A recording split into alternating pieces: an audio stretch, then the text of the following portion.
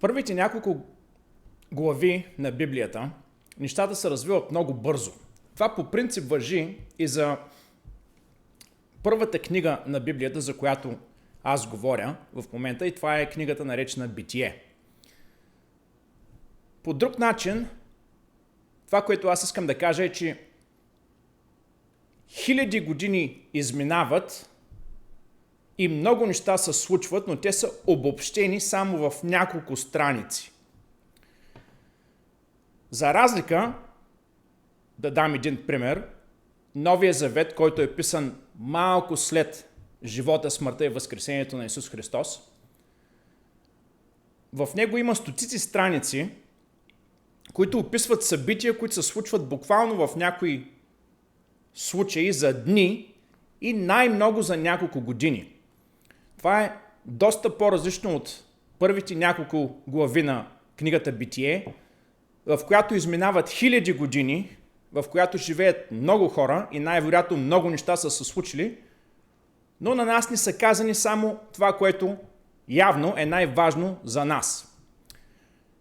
Така аз изминах през създаването на Вселената, след това говорих за Адам и Ева, след това говорих за Каин и Авел и след това стигнахме до едно от децата на Адам и Ева, който се нарича Сит, и как по това време хората започват да се обръщат към Бог.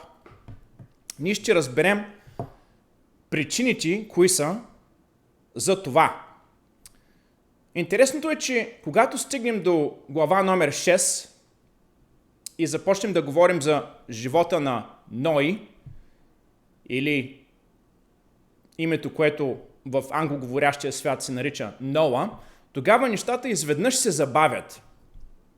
Така че аз ще говоря за Ной, но ще разделя неговата история на няколко части, защото първо историята се забавя и второ има страшно много неща, които са важни по-нататък в историята на човеците. Разбира се, това описване на събития в няколко страници на огромен брой години, на хиляди години в няколко страници и след това забавяне на историята е доста типично за, примерно, филмите, в които ние гледаме. Филмите, които са направени най-вече в западния свят. Разбира се, те им казват, че са направени по западен канон, защото тематиката на тези филми произлиза изцяло от Библията. Примерно в някой филм, докато гледаш, има един надпис след някакво събитие и казва този надпис след 8 години, или след 10 години, или след 3 години. Ние не знаем какво са се случили през тези 8 години, но през следващите 45 минути, примерно, ние гледаме събития, които са се случили буквално за 2-3 дена. Така че Библията е написана по този начин, или по-точно филмите са направени по този начин, защото те буквално вземат начина на разказ на историята от Библията, заедно с тематиката. Както казах преди малко, Ной е от линията, той е потомък на едно от децата на Адам и Ева, което се казва Сит. И в 6 глава се започва неговата история. И аз ще прочета малко и ще обясня за какво става въпрос. Започвам с първия стих в глава номер 6 от книгата, наречена Битие. Като започнаха човеците да се размножават по лицето на земята и им се раждаха дъщери, Божиите синове, като гледаха, че човешките дъщери са красиви, вземаха се жени от всички, които избираха. Тогава рече Господ, духът, който съм му дал, не ще владее вечно в човека, защото той е плът, затова дните му ще бъдат 120 години. В онези дни се намираха изполините на земята, а също и след това, когато Божиите синове влизаха при човешките дъщери и те им раждаха синове. И това бяха онези силни и почти старовременни войни. Така.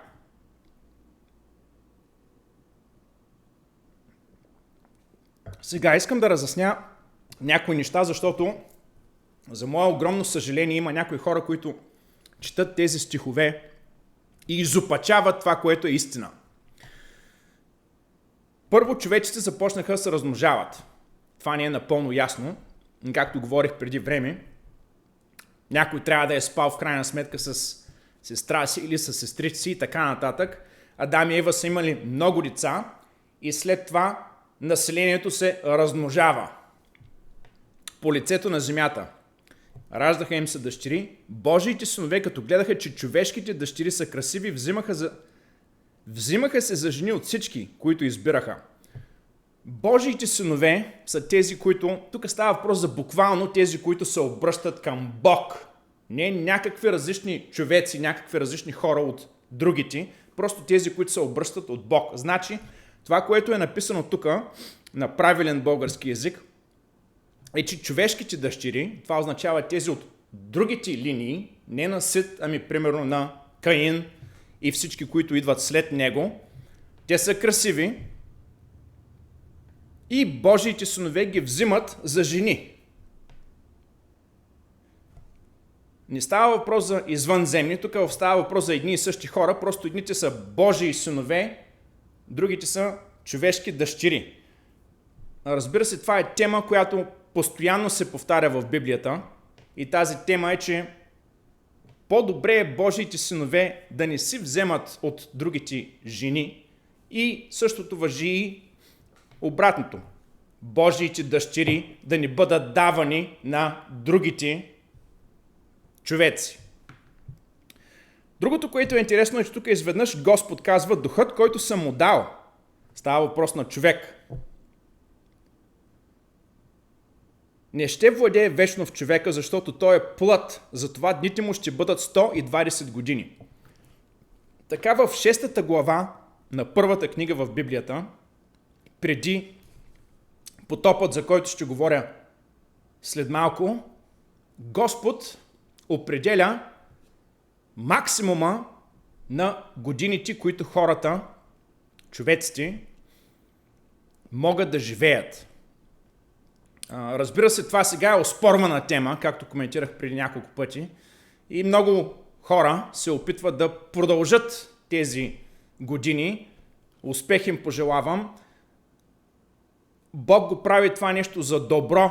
Той го прави за добро, защото, както казах първия път, ако ние не сме осъдени на смърт, но живеем в тела, които се разпадат, в крайна сметка ние ще живеем изключително скапан живот за много дълго време. Така че Бог ограничава и казва, това е максимума на годините, които човек може да живее. И той е казал 120. Това, разбира се, не е точно 120, но това е максимума. Сравнително, разбира се, такива числа се използват доста често. Това е максимума, който човеците могат да живеят на този свят, в това състояние, в което се намираме днес, или вчера, или преди, когато е писано това преди 3500 години. Има човеци, които живеят по-дълго от 120 години, малко след Ной, но лека по лека ние виждаме как живота на тези човеци започва да намалява.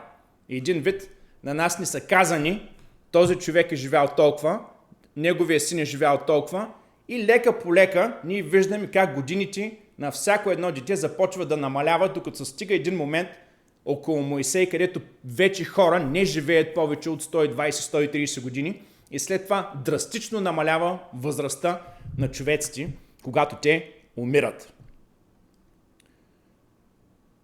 Другото нещо, което казва тези стихови от стих 1 до 4, в онези дни се намираха изполините на земята.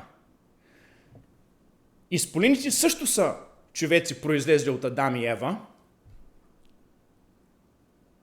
И Каин, разбира се, и техните синове, както и Сит и така нататък, но изполините са били големи, огромни хора, високи. Има размери, са ни дадени по-нататък и са размер на броня на тялото и така нататък, че ние можем да си представим, че това са човеци, които са били много големи, сравнено с това, което е днес. Дори да вземеш примерно там баскетболисти, волейболисти, нищо общо няма с това. Става въпрос за много по-високи от 2 метра.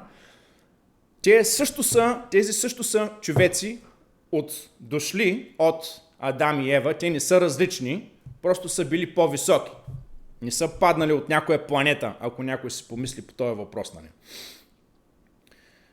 Какво следва? Също и след това, когато Божиите синове влизаха при човешките дъщери, тук на всеки над 15 години, може и 12, не знам, му е ясно за какво става въпрос, и те им раждаха синове, и това бяха онези силни и почти старовременни войни. И тогава, разбира се, още от началото е имал войни. Както казах, убийствата започват след буквално първото поколение, когато Каин убива Авел. Войните започват от началото и те, доколкото знам, продължават и до днес и ще продължат до края, поне така казва Бог. Силни и почти старовременни войни. Това са първите 4 стиха на глава номер 6. Какво следва след това? Това са стихови 5 и 7.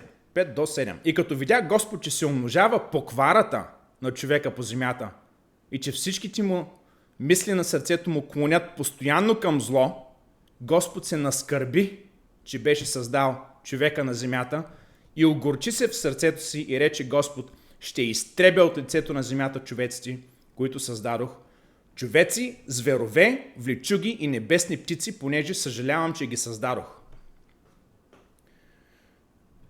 От теологическа гледна точка тематиката тук е доста сложна, как Бог може да съжалява за нещо, което е създал. Разбира се, за съжаление има родители в света, в който живеем, които изказват същото мнение по въпроса. Другото, което може би е доста по-важно от това, е факта, че Господ има чувства. На нас ни е обяснено доста по-нататък, че ние имаме чувства, само защото Бог ни е дал тези чувства, специално на цитата ние обичаме само защото Бог пръв ни е обикнал. Така че всички чувства, които ние чувстваме, ние можем да го умножим по 1 милиард, само да си представим неговите чувства. Това е същността на Библията, това е истината, която е написана в нея. За съжаление, много хора не вярват, че Бог има чувства. Те си мислят, че той просто си седи там, ако въобще вярват в Бог, че си седи там някъде си на небето. Това, разбира се, няма нищо общо с книгата, която аз чета, няма нищо общо с християнството. Другото, което искам да спомена тук е, че изведнъж Господ се наскърби. Единственото обяснение, което ни е дадено, че всичките мисли на сърцето му клонят постоянно към зло. Става въпрос за човеците. Много малко ни е обяснено. Тук аз след малко ще говоря за злото, които вършат хората и продължават да вършат до ден днешен, и как това може да наскърби Бог. Другото, което искам да спомена, може би за първи и за последен път тук е, че в тази книга и особено днес, не особено днес, но в тази книга и днес ще говоря за страшно много насилие, различни видове насилие. И това е предупреждение за хората, които не им се нрави насилието. В Библията са разказани неща, които са огледално ображение на това, което се случва в реалния свят. За съжаление, в реалния свят, в който живеем, има страшно много насилие. И Библията е просто едно огледално изображение на това, което се случва в реалния свят, както и на това какво представляват хората в реалния свят. Ако на някой, разбира се, не му се нрави това, има най-различни програми. Ергенът, булката, най-различни други, но Библията показва това, което се случва в реалния свят и как хората реагират на реални подбуди в този свят, в който ние живеем. И на мен ми е ясно, че някои хора, това им е много трудно да го чуят, Както казах, има най-различни други програми за това. Но аз ще говоря за насилие и това насилие е постоянно. След малко Бог ни дава още повече причини за това, защо е решил той да изтреби абсолютно всички. Така, продължавам. Тук ние се запознаваме с Ной. Доста набързо, между другото, се запознаваме с него само в 2 стиха. 8 до 10, а Ной придоби Господнето благоволение. Тези са сведенията за Ной. Ной беше човек праведен, непорочен между съвременниците си. Той ходеше по Бога. Ной роди 3 сина – Сим, Хам и Ефет. Праведността и непорочността на Ной е спомената 1000 години по-късно, заедно с праведността и непорочността на един друг човек, който е описан в книгата наречена Йов, и една трета личност, с която ние не сме запознати в Библията. Така че на нас ние добиваме представа какво означава да си праведен, защото в книгата на Йов, който е сравнен с Ной и третата личност по праведност, ние там сме запознати доста подробно с характера на този човек, така че ние можем да видим какво означава спрямо Господ, какво е да си праведен и да си непорочен. Аз не съм един от тях, само искам да спомена, но ние знаем какво означава това. Сега следващия момент, който ни е обяснен, за които са ни дадени доста данни, е плавателният съд, който поне в този превод на Библията е преведено като ковчег. Ковчег, аз мисля, че е доста правилен превод. Това не е кораб, защото той не е управляван, не е лодка, разбира се. Дадени са и размери, така че ние можем да придобием размери, които можем да преведем в днешните размери, които използваме в метричната система. Ние можем да придобием някаква представа какво е представлявал този ковчег. И ще прочета тези 5 стиха и после ще ги разделя на 2 части, за да обясня какво ни се казва в тези 5 стиха в 6 глава на книгата Битие. И светът се разврати пред Бога. Светът се напълни с насилие. И Бог видя света и ето бе развратен, защото всяка плът бе извратила земния си път. И рече Бог на Ной: свършекът на всяка плът се предвижда от мене, защото земята се изпълни с насилие чрез тях, затова ето ще ги изтребя заедно с земята. Направи си ковчег от гоферово дърво, стай да направиш ковчега и да го измажеш отвътре и отвън с смола. Направи го така: дължината на ковчега да бъде 300 лакти, широчината му 50 лакти, а височината му 30 лакти. Отверстие направи на ковчега, като изкараш ковчега без един лакът до върха, а вратата на ковчега постави от страна. Направи го с долен, среден и горен етаж. Сега ще разделя тези, въпреки че ги прочетах по едно и също време, ще ги разделя тези 6 стиха на 2, за да мога да обясня за какво става въпрос. На нас са ни дадени са ни още няколко причини за това, защо Господ Бог е решил да изтреби това население, което се е намирало на земята по това време. Светът се напълни с насилие и Бог, първо той казва, че се разврати пред Бога, напълни се с насилие и Бог видя света и ето бе развратен, защото всяка плът бе извратила земния си път и рече Бог на Ной. Първо, повторено е 3 пъти. Разврати пред Бога и Бог видя света и ето бе развратен, защото всяка плът бе извратила земния си път. Нали, сега някой, ако ти каже, че си извратена, може да го приемеш като комплимент. Тук става въпрос за съвсем различно извращение. Става въпрос за насилие, което ние въобще не можем да си помислим. Аз ще го обясня след малко. И пак се повтаря.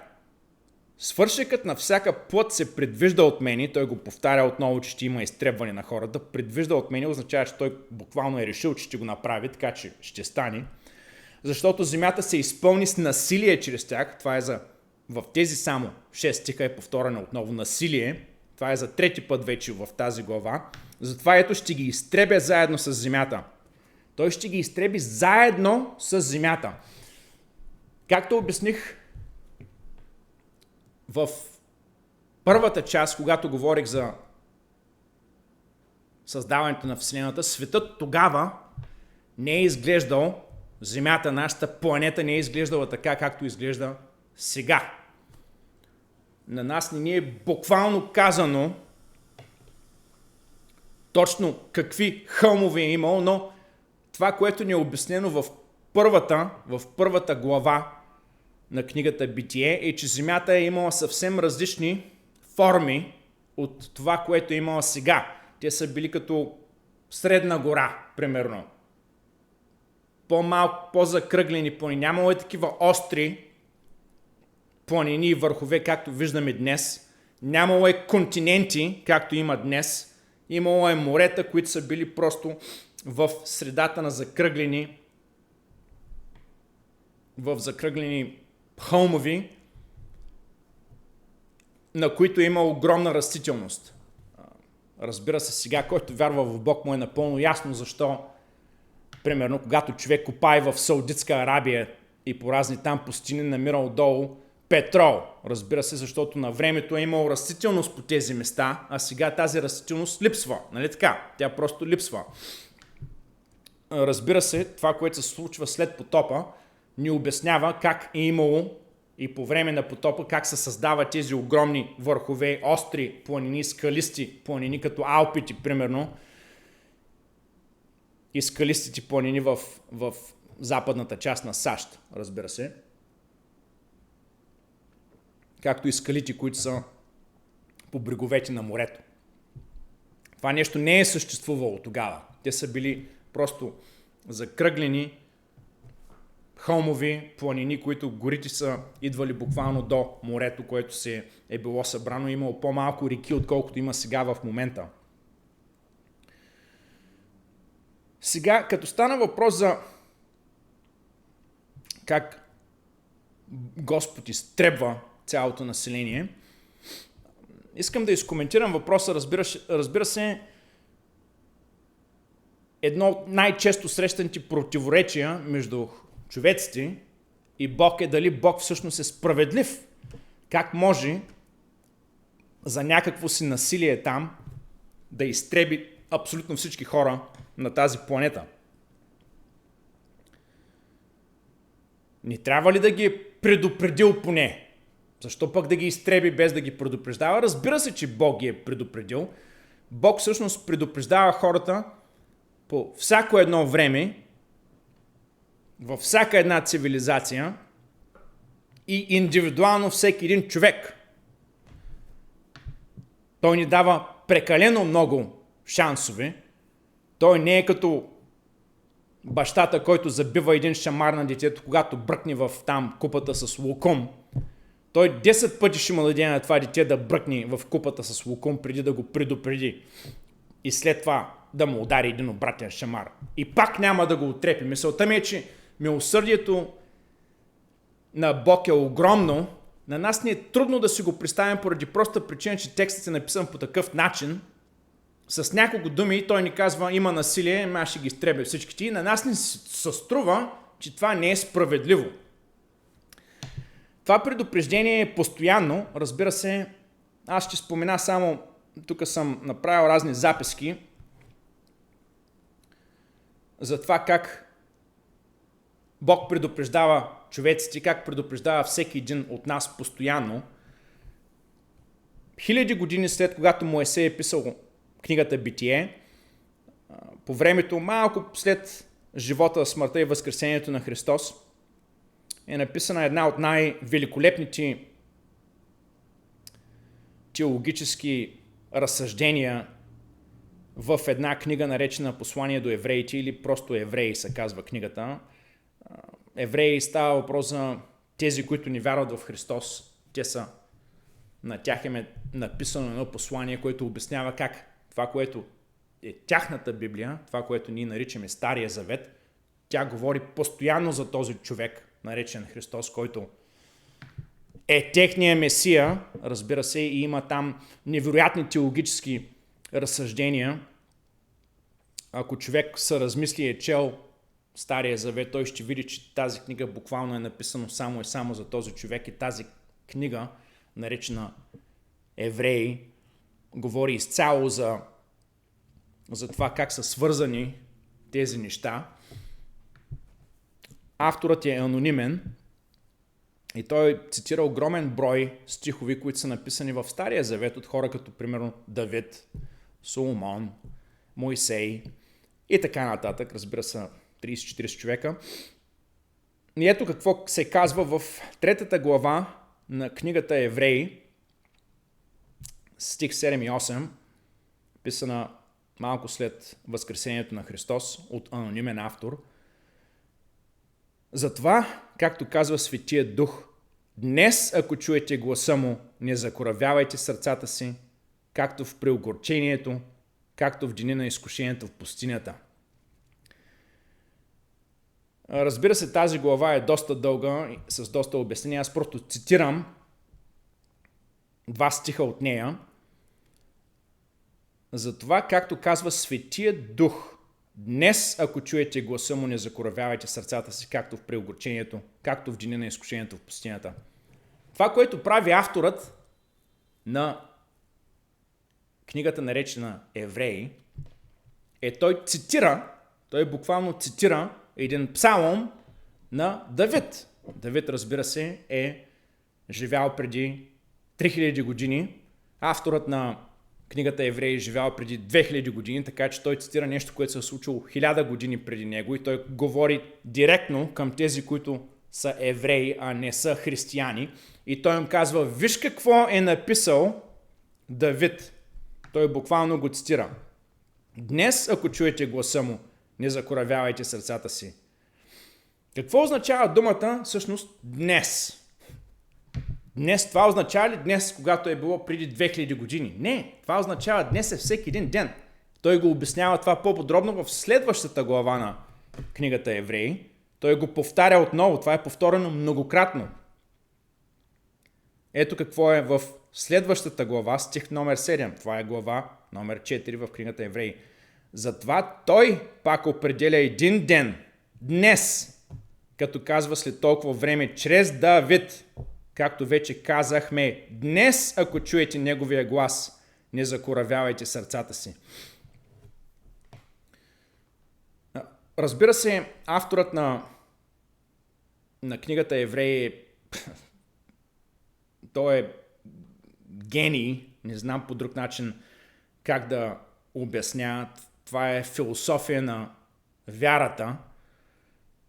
Става въпрос за доста сложна от теологически погледната точка книга, но то е определено разсъждение за това дали това, което е написано в Стария завет или това, което в момента му казваме Библия на евреите, е свързано по някакъв начин с Христос. Разбира се, неговите аргументи са, че 100% е свързано с Христос и той цитира как Давид, който Давид е не само, че е бил воин и цар, той е бил и пророк, който говори постоянно за Христос, за този Месия, което означава Христос, който ще дойде след него, от неговото, чрез неговите чресла.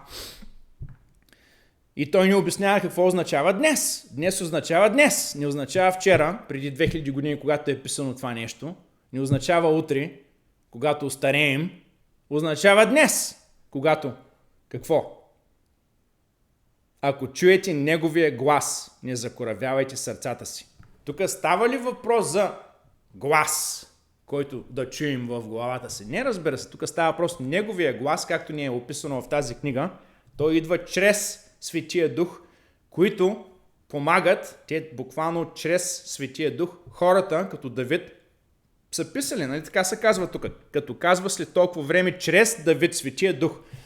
В християнството, разбира се, ние приемаме, че Библията и това, което е казано в Библията, идва чрез Светия Дух на тези хора. Така че те не си ги измислят тези неща, както много хора си измислят, че това е станало. Напротив, всичко, което те са написали, ни е казано изрично многократно, че това идва чрез Светия Дух. И той просто го обяснява това нещо. Голяма част от книгите, които са написани в Новия завет, това, което е писано по времето на Христос от неговите съвременици, то разбира се е цитиране на това, което се е случило преди хиляди години. Те просто изясняват и обясняват. Стария завет, това, което наричаме Стария завет или това, което можем да наречем също Старото свидетелство, говори за хора, които казват, ето, идва Месията, идва това, което на гръцки се казва Христос, а Новия завет, новото свидетелство просто казва, ето го, това е той.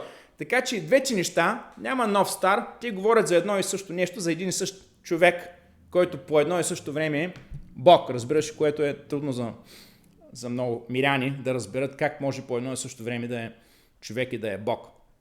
Някой ден ще го обясня това. Но тези от нас, които са християни, вярваме в това. Това е едно от нещата, които католическата църква и, да кажем, това, което се нарича православна църква и това, което е, разбира се нарича протестантска църква, която протестира срещу католическата църква, а и православната църква, те не спорят по този въпрос, че Христос е по едно и също време и човек, и Бог.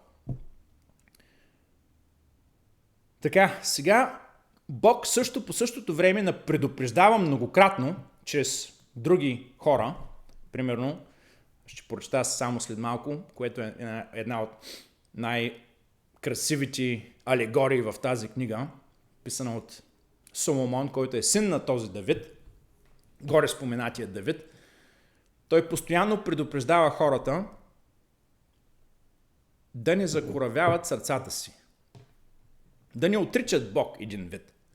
Сега дали трябва задължително да повярват в този момент, това е Божия работа, но определено да не закоравяват сърцата си, което означава буквално не дей да отричаш. Не дей да отричаш, защото последствията хич не са хубави. На нас са ни дадени огромен брой примери, като се започне с фараон и се стигне до тези, които се наричат Израел, синове на Яков, които минават през пустинята.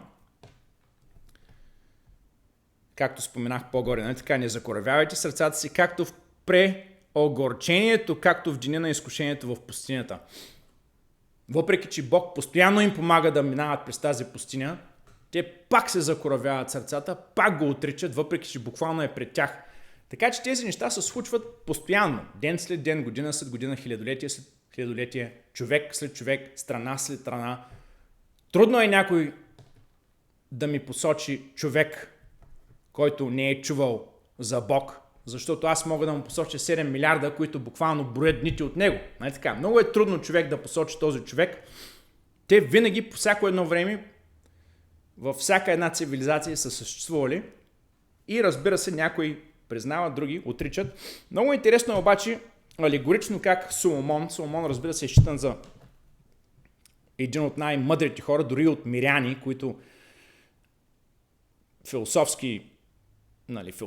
мирянски философи, които не вярват в Бог, те го считат за един от най-мъдрите човеци, който е живял. Искам само да прочита неговите размисли по въпроса.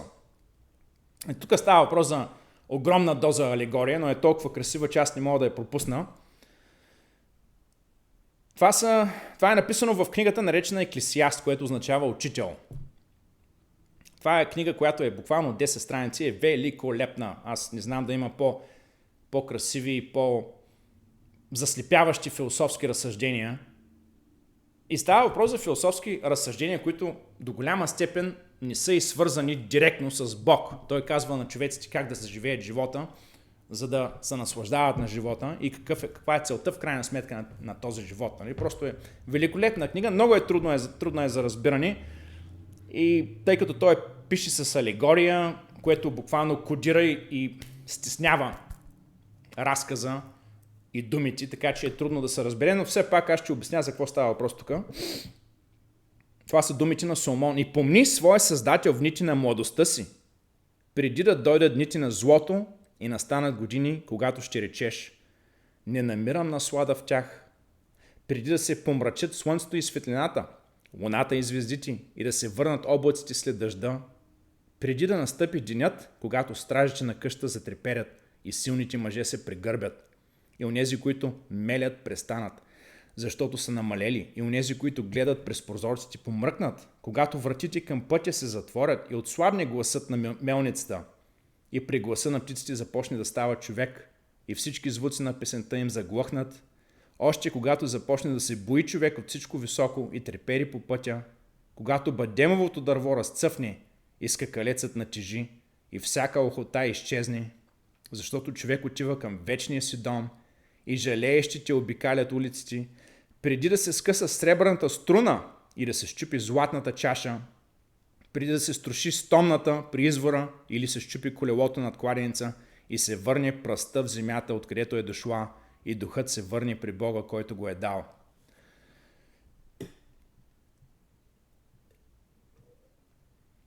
Това е невероятна алегория. Искам да обясня за какво става въпрос, защото е доста важно човек да разбере той как използва метафора, за да обясни как човек трябва да не закоравява сърцето си, както говорех през последните няколко минути, когато той чуе неговия глас. Нали така? И помни своя Създател в дните на младостта си. Това, разбира се отнася за страшно много хора. Младост е сравнително относително явление. Някой 20 години по-възрастен от мен ще каже, че аз съм млад, аз ще кажа, че е дартак и така нататък. Някой по-млад от мен ще каже, че аз съм дартак, аз ще кажа, че той е млад. В крайна сметка няма чак толкова голямо значение на каква възраст е човек. Както казах по-горе, днес, този ден е днес. Нали така? И сега какво той казва? Преди да дойдат дните на злото и настанат години, когато ще речеш, не намирам наслада в тях. Тук става въпрос за остаряване. Когато хората остаряват и се разочароват от живота, започват да се разпадат физически и психически и духовно, един ден те спират да се наслаждават на живота. Те просто стават прекалено стари. Разбираш ли? Остаряват прекалено много и спират да се наслаждават на живота. Той казва, преди това да се случи. Помни своя Създател в дните на младостта си, преди да дойдат дните на злото и настанат години, когато ще речеш, не намирам наслада в тях, преди да се помрачат слънцето и светлината, луната и звездите и да се върнат облаците след дъжда. Разбира се, това е гений, превъзходна литература. Преди да се помрачат слънцето и светлината, луната и звездите, това означава преди зрението започне да се губи. Той буквално определя какво се случва с хора, когато те остаряват. Помрачават се слънцето и луната и светлината, луната и звездите, и преди да се върнат облаците след дъжда. Това е невероятна метафора. Облаците, когато се връщат след дъжда, това означава, че тялото ти, лека по лека, то просто не може по същия начин да се върне обратно към това, което е било. Примерно, имаш рани по тялото, контузии, някакви щупени кости и прочее. То не се възвръща обратно в същото състояние, както когато си млад. Той точно това казва. Се върнат облаците след дъжда. Това става въпрос за многократно неща ти се случват и ти не можеш да се възстановиш, нали така? Това е типично за някой човек, който остарява. Той просто използва великолепна метафора тук. Се върнат облаците след дъжда. По принцип, какво следва след дъжд? Те не се връщат облаците. Има изгряване на слънце в крайна сметка. Той тук ти говори, облаците се връщат след дъжда. Нали така? Преди да настъпи денят, когато стражите на къщата затреперят и силните мъже се прегърбят. Това буквално означава, когато хората започнат да треперят и да се изгърбват. Нали така? Силните мъже се прегърбят. Разбира се, ние знаем очевидно, че когато хората остаряват, те започват да се прегърбат, започват да треперят. И онези, които мелят, става въпрос за челюсти. Онези, които мелят, престанат, защото са намалели. Зъбите окапват, нали така? Намалели са. И онези, които гледат през прозорците, очите, помръкнат, пак става въпрос за зрение. Когато вратите към пътя се затворят и отслабни гласът на мелницата. Гласът се променя с възрастта. Вече човек няма същия глас, който има когато е млад. Не може да вика и да говори силно. Нали така? Вратите към пътя се затворят. Това е метафоричен. Ти просто започваш да седиш повече и повече вкъщи. Не можеш да да вървиш навън, както си вървял в младостта си, а да не говорим, че на тебе вратите се затварят към света. Трудно е човек да си намери какво? Работа, когато остарява, да има социален живот. Ти просто оставаш в къщи, нали така? Това е великолепна поезия. Става въпрос за Еклесиаст, което може да наречем поезия или проза, той като притчи в повечето случаи. И отслабни гласът на мелницата и при гласа на птиците започне да става човек и всички звуци на песента им заглъхнат. Тук става въпрос за оглушаване. Ушите почват да не работят по същия начин, както са функционирали преди това. Още когато започне да се бои човек от всичко високо и трепери по пътя.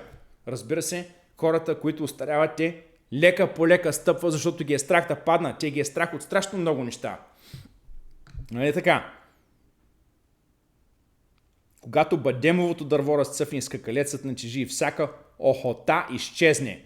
Ние губим желание за, разбира се, за да ядем, за секс, някои по-рано, други по-късно. Защото човек отива, когато бадемовото дърво разцъфне и скакалецът натежи, до голяма степен това метафорите и алегорията тук не говори само за една физическа разруха, говори и за онемяване. Един ден много хора, разбира се, започват деменции и най-различни други умствени заболявания, където човек си губи акъла. Той казва, внимавай да не стигнеш до там. Внимавай да не стигнеш до там и разбира се, ние като християни знаем, това е въпрос на вяра, въпреки че в тази книга е описано многократно, откъде идват болести, откъде идват такива умствени затъмнения и прочее. Трудно е човек да спори по въпроса, защото сега разказваме, че това е съвпадение, не можем да намерим причината, това е наследствено и така нататък. Господ буквално ни казва многократно и ни дава примери, примерно с вавилонския цар,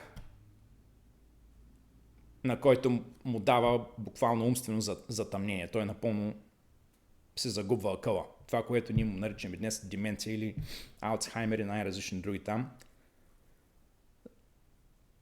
Всяка охота изчезне, защото човек отива към вечния си дом и жалеещите обикалят улицата.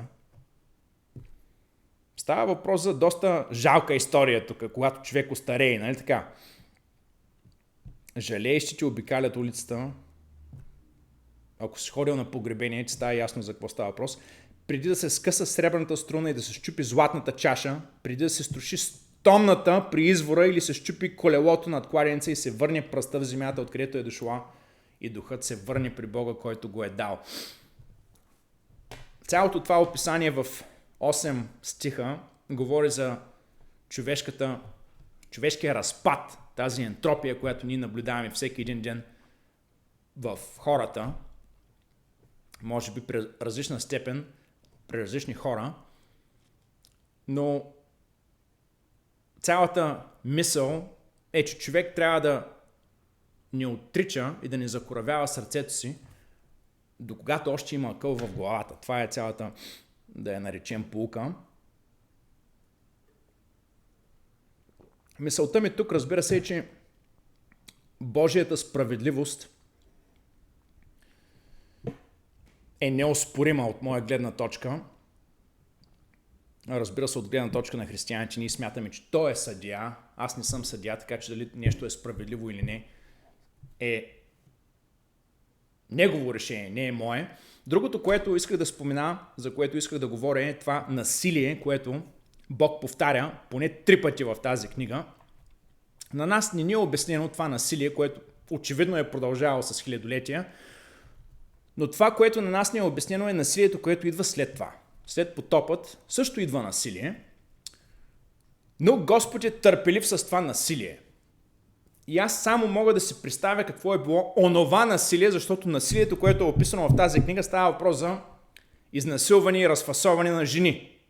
Става въпрос за хвърляне на бебета върху камъни, за да се убият, клане на деца, избождане на очи, рязане на крака и ръце и пръсти и най-различни видове насилие, които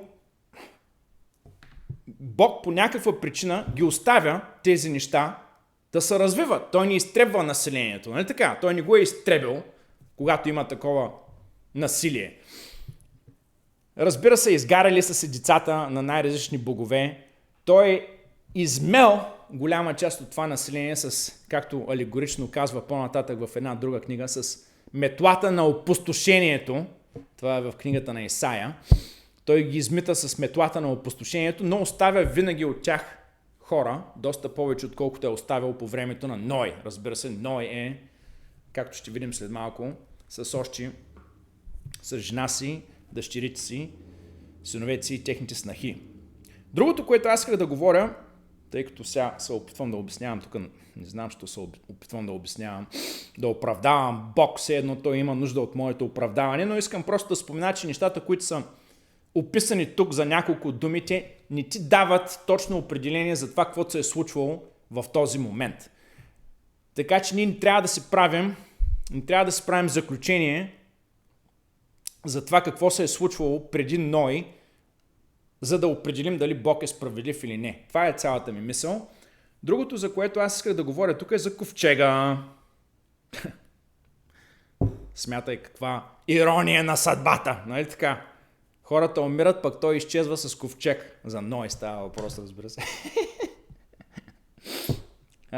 Дължината, така, направи си ковчег от гоферово дърво, стай да направиш ковчега и да го измажеш отвътре и отвън с смола. Направи го така, дължината на ковчега да бъде 300 лакти, широчината му 50 лакти, а височината му 30 лакти. Отверстие направи на ковчега, като изкараш ковчега без един лакът до върха, а вратата на ковчега постави от страна. Направи го с долен, среден и горен етаж. Така, искам да говоря само за мерките на този ковчег. Има, разбира се, по някакъв начин тези мерки, които са използвани тогава, с годините хората са ги използвали, след това са ги заменили с други мерки. Сега в момента ние използваме това, което се нарича метричната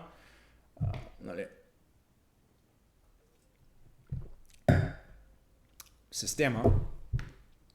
Когато ги преобърнем тези мерки на този ковчег в метри, той излиза на около, ние нямаме 100% реална представа тези лакти, които са обяснени, колко са били в метри, но имаме представа, така че ние можем да ги преобърнем. Значи той е бил 140 метра, около 140 метра дълъг, 25 метра широк и 15 метра висок. Широчината му, височината му, 15 метра висок. Това е, само за да си представиш за какво става въпрос, това е по размери, колкото един голям съвременен товарен кораб. Разбира се, това не е било кораб. Тази врата е била хоризонтална и Бог е затворил. Аз ще говоря за това някой друг път.